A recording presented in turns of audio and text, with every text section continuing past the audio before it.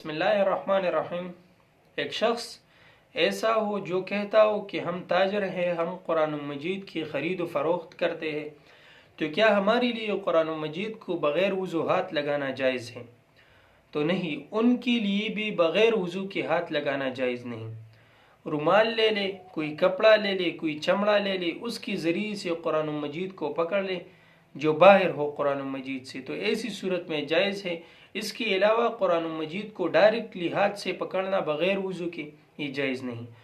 अगर उसके औराक वो बदलने हो, वो उस तरफ ये बदल कर औराक खोलने हो और खोल कर वो दिखाने हो किसी को, तो पेन से, पेंसिल से, ऐसी चीज़ से जो पाक हो और आपका हाथ भी कुरान मजीद से ना लगे, इस तरह उसको खोलना चाहिए।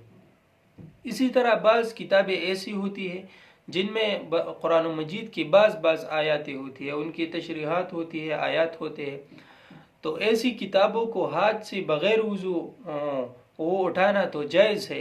लेकिन जिस जगह पर कुरान मजीद के आयात लिख के गए हो, उस जगह को बग़ैर वज़ू हाथ लगाना जायज़ नहीं। उस जगह से ऊपर हाथ लगाए, उस जगह से नीचे हाथ लगाए, लेकिन बग़ैर वज़ू कुरान मजीद की आयात को भी हाथ लगाना जायज़ नहीं।